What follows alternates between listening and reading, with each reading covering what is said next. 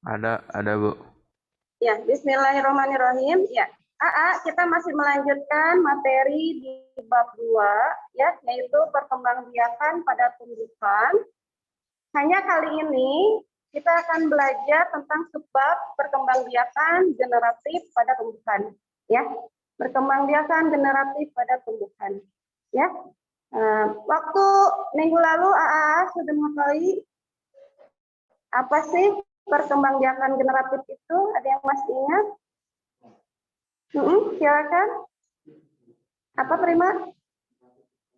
Perkembangbiakan? Iya betul ya. Perkembangbiakan generatif atau seksual adalah perkembangbiakan di mana terjadi peleburan antara sel gamet jantan dan sel gamet betina. Ya, sel gamet jantannya sel sperma, sel gamet betinanya yaitu sel telur atau sel ovumnya. Nah ini ya, jadi ada peleburan, ada pertemuan, kemudian ada peleburan ya antara kedua gamet jantan dan betina, gitu ya. Nah, perkembangbiakan generatif pada tumbuhan ini terjadi pada tumbuhan tingkat tinggi dan pada tumbuhan tingkat rendah. Apa sih Bu bedanya gitu ya? Apa sih bedanya tumbuhan tingkat tinggi dan tingkat rendah? Ya, boleh didengarkan ya. Tumbuhan tingkat tinggi adalah tumbuhan yang sudah bisa dibedakan mana itu bagian akar, batang, dan daunnya. Jadi kita sudah bisa membedakan mana bagian akar, batang, dan daunnya. Itu maksudnya ke tumbuhan tingkat tinggi. Kalau tumbuhan tingkat rendah itu belum bisa dibedakan mana itu akarnya, mana itu batangnya, dan mana itu daunnya. Ya, contohnya pada hidrilla, pada hidra. Nah itu harus dilihatnya juga pakai mikroskopis ya, pakai mikroskop ya seperti itu. Nah kita tidak akan belajar tentang tumbuhan tingkat tinggi, ya. Tapi akan belajar atau membahas tentang perkembangbiakan generatif pada tumbuhan tingkat tinggi. Ya, seperti itu ya. Nah, pada tumbuhan tingkat tinggi ya, ada yang memiliki biji terbuka atau angiosperme, ada yang memiliki biji tertutup atau gimnosperme. Masih ingat nggak untuk kelas 7? Angiosperme sama gimnosperme ada yang ingat? Salman? Ya, ya Ibu ingatkan kembali ya. Tumbuhan berbiji tertutup atau angiosperme itu adalah tumbuhan yang bijinya dibungkus atau ditutupi oleh bakal buah. Ya, bijinya ditutup oleh bakal buah. Kalian pernah lihat biji mangga? Buah mangga aja ya, buah mangga. Itu biji mangganya kan di dalam ya. Nah, sebelum biji kan ada buahnya yang kita makan, yang kuning itu yang kita makan. Nah, itu disebutnya angiosperme. Jadi bijinya ditutupi oleh bakal buah. Gitu ya. Berbeda dengan melinjo. Tahu melinjo tangkil yang suka di sayur asem? Tahu ya? Yang bikin emping, yang buat bikin emping tahu? Nah, itu bayangkan ya, kalau tangkil, biji tangkil yang kita makannya itu bijinya, dalam bijinya kan. Nah, di luar bijinya itu langsung kulit ya. Langsung kulit buah. Nah, itu disebutnya gimnosperme. Artinya bijinya terbuka, bijinya tidak ditutupi oleh daging buah atau tidak ditutupi oleh bakal buah. Bisa ya membedakannya ya? Ya, itu ya. Nah, kita pun tidak akan bicara tentang gimnosperme, tapi kita hanya akan bicara tentang angiosperme saja. Gitu ya. Karena gimnosperme jarang keluar ya di tingkat SMP, di ujian-ujian, jadi yang sering keluarnya angiosperme. Gitu ya. Nah, baik gimnosperme atau tumbuhan yang berbiji tertutup dan gimnosperme, tumbuhan yang berbiji terbuka, ini dua-duanya dalam perkembangbiakan generatifnya mengalami dua proses.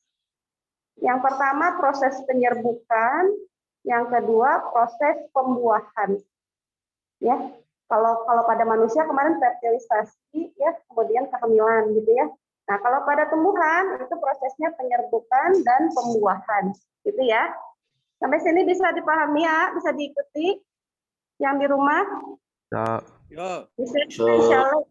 Oke, kita Bisa, Bu. lanjutkan ya. Ya, kita lanjutkan. Nah, kita akan bicara tentang perkembangbiakan generatif pada angiosperme atau pada tumbuhan berbiji tertutup. Nah, alat perkembangbiakan pada angiosperme itu terdapat pada bunga. Ya. Nah, contohnya ini. Pernah lihat bunga ini? Agak jarang-jarang ya kalau di kota. Kalau di perumahan agak jarang-jarang, tapi kalau misalnya kalian jalan-jalan di perkampungan masih ada di bunga ini. Ada yang tahu ini bunga apa? Bunga anggrek. Bukan. Bukan Dinar. Bukan Zidan. Ini kalau zaman ibu dulu suka dipakai masak-masakan, bikin minyak ini daunnya. Daunnya bisa jadi menghasilkan minyak. Karena licinnya. Ini adalah bunga kembang sepatu ya. Atau nama latinnya adalah Hibiscus rosa sinensis.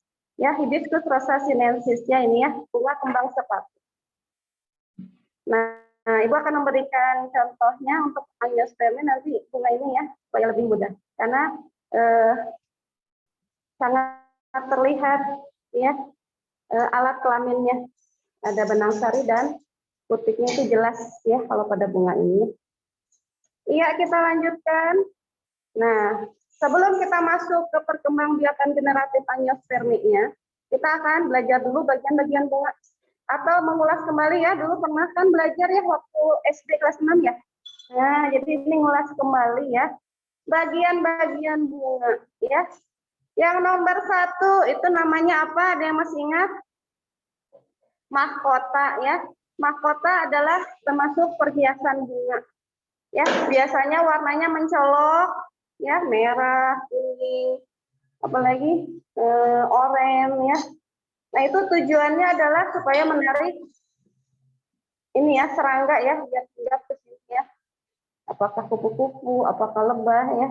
Nah, itu ya. Kemudian nomor 2-nya itu namanya apa? Masih ingat? Bagian apa tuh?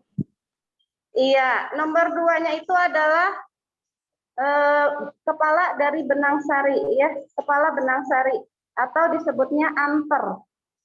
Anter ya, disebutnya anter. Ya, kemudian nomor 3-nya itu adalah tangkai benang sari atau disebutnya filamen. Ya, jadi nomor 2-nya anter atau kepala benang sari, nomor 3-nya tangkai sari atau filamen. Nah, ini si benang sari ini adalah alat kelamin jantan pada bunga, benar ya?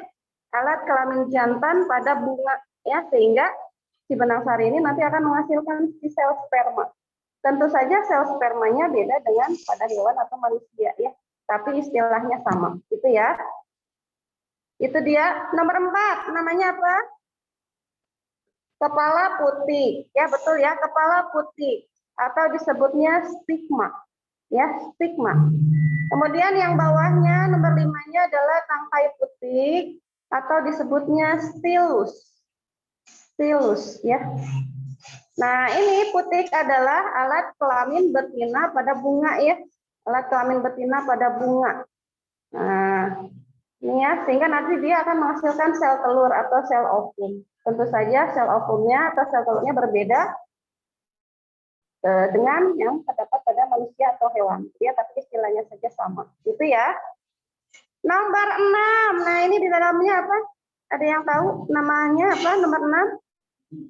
Bakal biji. Betul ya. Yang nomor 6 itu bakal biji, sedangkan yang ini yang setelah bakal biji nih. Yang warna apa ini? Warna hitam ya. Itu adalah bakal buah. Ya, jadi bakal buah, di dalamnya ada bakal biji. Gitu ya. Nomor 7, apa itu namanya nomor 7 yang di rumah mungkin bisa? Tangkai. Tangkai, betul ya, nomor 7-nya tangkai. Nomor 8? Iya, reseptakel atau dasar bunga. Ya, ini dasar bunga atau reseptakel. Ya, nomor 8. Nah, ini masuknya juga perhiasan bunga nih, nomor 8. Nomor 9 apa? Daun. Kelopak ya, kelopak. Ini masih bagian bunga ya. Jadi yang nomor 9 itu adalah kelopak, ya. Itu ya, masih bagian bunga dan termasuk perhiasan bunga. Gitu ya. Sampai sini ada yang mau ditanyakan? Bisa ada yang terlewat? Ketika Ibu menjelaskan tadi ada yang terlewat? Bisa? Tidak, Bu. Calon saya? Ya. Nah, sebelum ke perkembangbiakan generatifnya, Ibu juga ingin menerangkan sedikit tentang alat kelaminnya. Alat kelamin pada bunga ya, baik yang jantan maupun betina. Nah, ini dia. Ya, alat kelamin jantan pada bunga yaitu benang sari. Pada gambar benang sarinya yang mana coba? Ya, yang kuning dan putih ini ya. Nah ini ya benang sari ya, yang putih-putih kekuningan. Ini adalah benang sarinya sebagai alat kelamin jantan pada bunga. Gitu ya. Nah, benang sari dia mengalami suatu proses.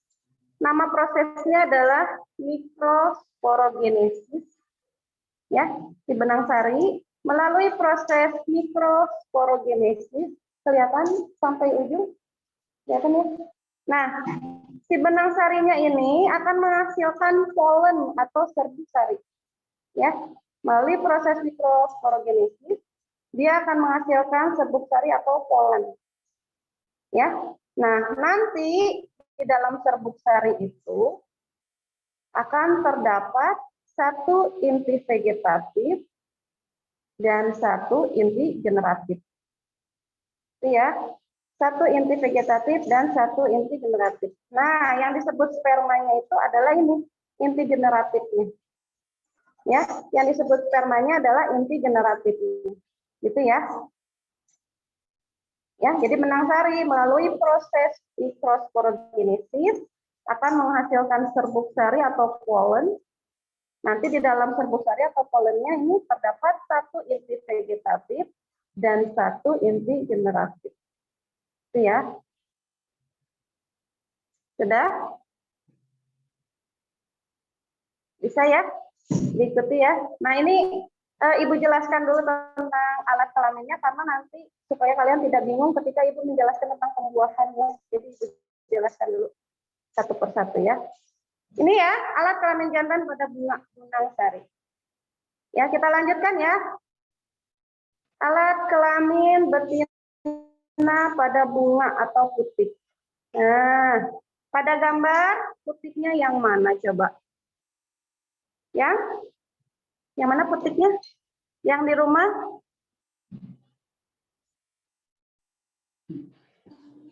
Yang di rumah putiknya yang mana? Yang kuning, Bu. Ini putiknya yang kayak antena yang warna merah. Oh, Nah, ini seperti antena ini putiknya. Ya. Nah, ini yang merah ini adalah putiknya. Ya. Nah, putih melalui proses megasporogenesis atau makrosporogenesis, ya, melalui proses makrosporogenesis atau megasporogenesis. Jadi Ibu tuliskan dua-duanya karena kadang ada yang nulisin di buku makro, ada yang nulis lagi di buku lain mega gitu ya. Jadi sama istilahnya ini ya. Nah, ini dia melalui proses tersebut akan menghasilkan 8 sel. Akan menghasilkan 8 sel. Jadi di bakal bijinya nanti akan dihasilkan 8 sel, yaitu terdiri dari 3 sel antipoda, kemudian 2 sel kandung lembaga sekunder, kemudian 2 sel sinergit atau sel pengiring ya. Kemudian yang terakhir 1 sel ovum atau 1 sel telur. Ya. Gitu ya. Jadi nih putik akan menghasilkan 8 sel di dalam bakal bijinya melalui proses makrosporogenesis atau megasporogenesis. 8 selnya yaitu 3 sel antipoda, 2 sel kandung lembaga sekunder, 2 sel sinergit dan 1 sel telur atau sel ovum. Ya. Nah, jadi tadi harus tahu ya, yang jantannya menghasilkan sperma, yang betinanya menghasilkan sel telur. Itu ya. Iya. Bisa ya?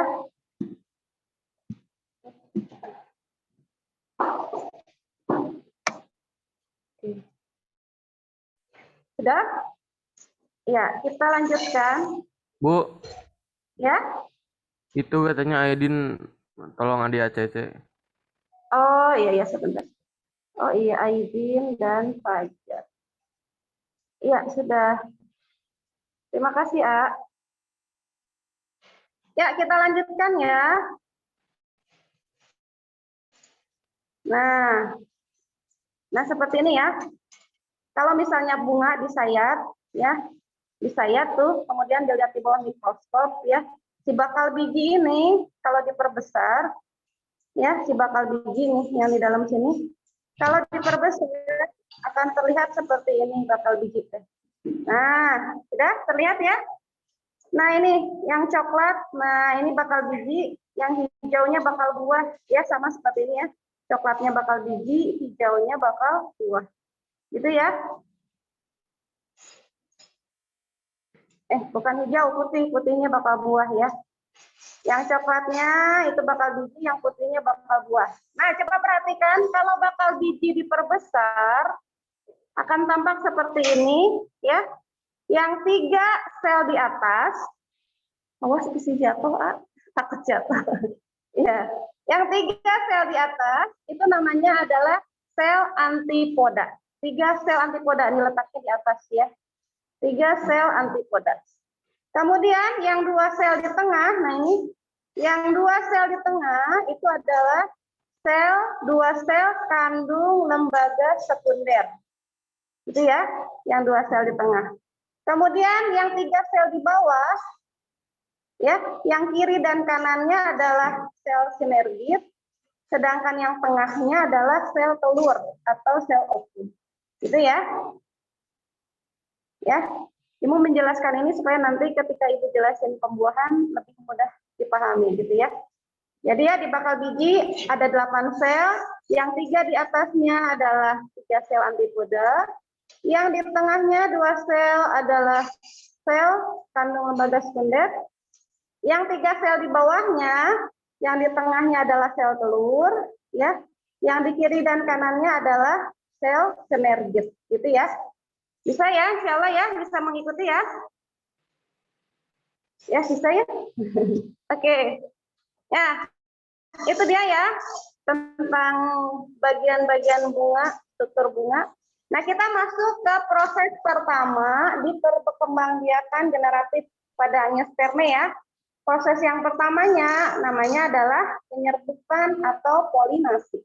Masih ingat penyerbukan itu apa? Ada yang masih ingat penyerbukan adalah menempelnya atau jatuhnya serbuk sari di mana? Menempelnya atau jatuhnya itu di mana? Serbuk sari? Putik. Di atas kepala putik, betul ya? Betul ya. Penyerbukan atau polinasi adalah ya jatuhnya serbuk sari atau polen pada kepala putik ya, atau menempelnya serbuk sari atau polen pada kepala putik. Gitu ya. Nah itu. Nah, penyerbukan ternyata ada banyak macamnya. Ya, penyerbukan tadi adalah jatuhnya serbuk sari atau polen di atas kepala putik ya. Nah, penyerbukan ada banyak macamnya. Nah, boleh dilihat ya di gambar ya. Nah, ini juga ada di buku paket kalian ya. Jadi nanti selain dengarkan penjelasan dari Ibu, bisa lihat materinya juga nanti di portal ya. Bisa juga di buku paket, bisa juga di video YouTube ya. Jadi insya Allah banyak media untuk belajarnya ya. Nah, terdapat 4 macam penyerbukan. Yang pertama, lihat nih ya, penyerbukan sendiri atau autogami. Penyerbukan sendiri atau autogami. Ya, tolong didengarkan. Ya, penyerbukan sendiri adalah penyerbukan yang terjadi dalam satu bunga. Ya, penyerbukan yang terjadi dalam satu bunga. Ya, jadi dalam satu bunga ini terdapat alat kelamin jantan, terdapat benang sarinya, dan terdapat alat kelamin betinanya, yaitu putiknya, ya, dalam satu bunga. Sehingga dia bisa melakukan penyerbukan sendiri atau autogami. Ya, gitu ya. Nah, karena bunganya, di dalam satu bunga terdapat dua alat kelamin, ya, jantan dan betina, benar kan? Terdapat benang sari dan putik dalam satu bunga. Nah, bunga seperti ini disebutnya bunga berumah satu. Bunga berumah satu, atau disebut juga bunga banci. Ya, kayak orang yang laki-laki tapi ke perempuan-perempuanan gitu ya, kita disebutnya banci. Karena dia punya dua sifat kan, walaupun bukan kodratnya ya sebenarnya ya. Nah, ini juga gitu istilahnya. Kalau dalam satu bunga terdapat dua alat kelamin, benang sari dan putik, ya disebutnya bunga berumah satu atau bunga banci. Gitu ya. Bisa ya? Iya. Lanjut ya. Yang sebelah kanannya. Yang warna kuning itu penyerbukan tetangga. Coba lihat penyerbukan tetangga. Nah, penyerbukan yang terjadi dalam satu tanaman ada dua bunga. Jadi dalam satu tanaman ada dua bunga. Ya, dalam satu pohon ada dua bunga. Nah, seperti ini. Nah, penyerbukannya terjadi antara kedua bunga ini. Bisa jadi bunga yang satu hanya mempunyai benang sari saja. Putik saja. Gitu. Jadi kalau penyerbukan tetangga itu dalam satu bunga tidak punya dua alat kelamin. Jadi salah satu saja, gitu ya. Sehingga penyerbukannya tetangga, gitu ya. Nah, ini disebutnya nama lainnya adalah jaitogami. Jaitogami. Gitu ya. Nah, kalau misalnya dalam satu bunga hanya terdapat salah satu alat kelamin saja, itu disebutnya bunga berumah dua. Ya. Kalau dalam satu bunga terdapat hanya satu kelamin saja, misalnya jantannya saja, benang sari saja, atau putiknya saja, betinanya saja, nah ini disebutnya bunga berumah dua. Gitu ya. Bisa ya yang di rumah ya? Iya. Nah, perhatikan lagi yang penyerbukan silang. Lihat, penyerbukan silang. Ini adalah bunga yang berasal dari tanaman yang berbeda, tapi satu jenis. Misalnya tanaman mawar pertama dan ini bunga dari tanaman mawar kedua, misalnya gitu ya. Jadi beda tanaman tapi satu jenis, sama-sama mawar. Atau beda pohon tapi masih satu jenis gitu ya. Nah, penyerbukan yang terjadi antara bunga yang seperti ini disebutnya penyerbukan silang atau alogami. Ya, penyerbukan silang atau alogami.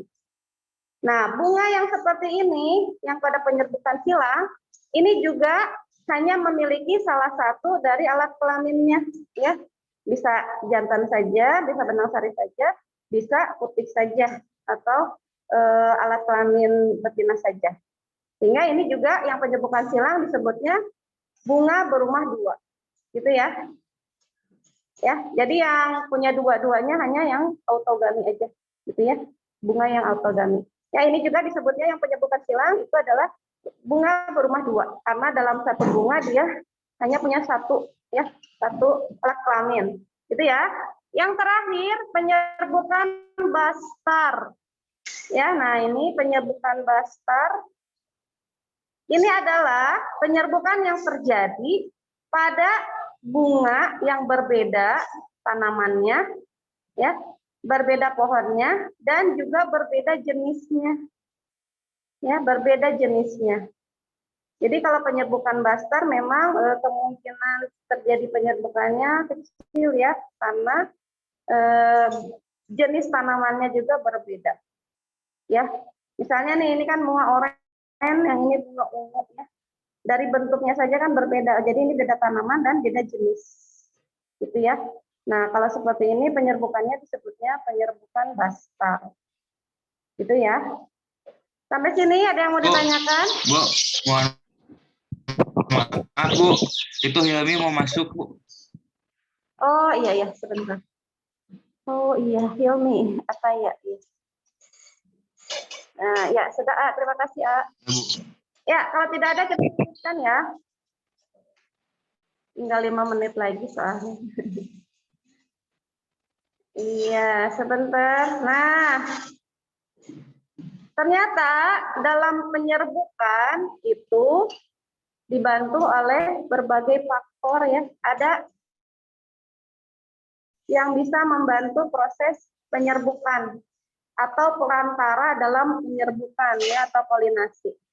Yang pertama, kalau perantaranya itu adalah angin, kenapa? Kok mati? Bentar,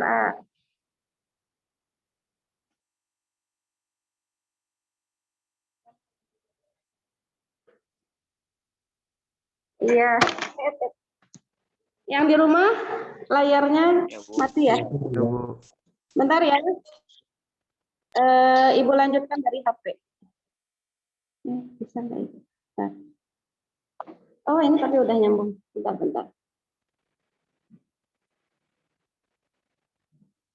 Sudah ya, sudah bisa nyambung lagi. Sebentar ya, kita lanjutkan.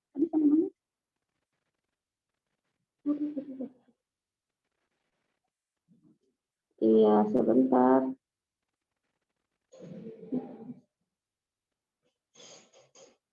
Ya, sebentar ya, kita Ibu share lagi pakai HP ya.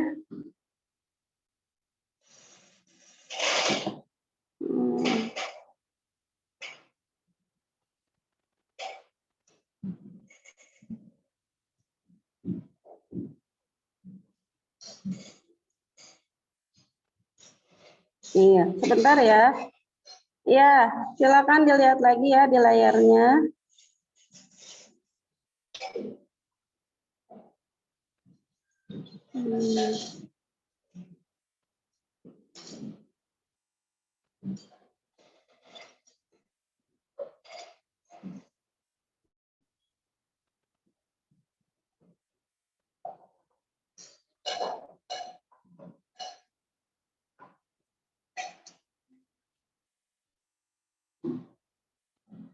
Nah, sebentar.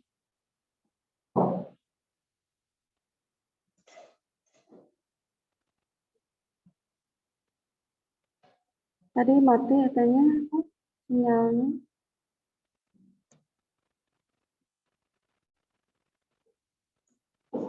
Ya.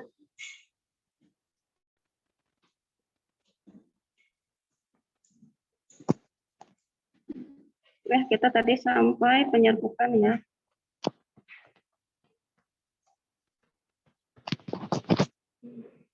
Maaf ya. Ada teknis.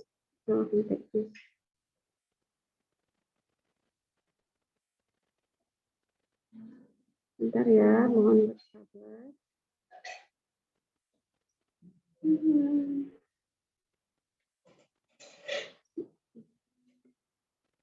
Nanti kalau waktu kita habis bisa itu lagi ya, masuk lagi ke linknya ya.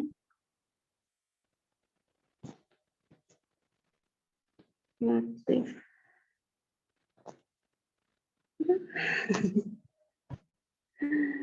Kalau di HP gitu.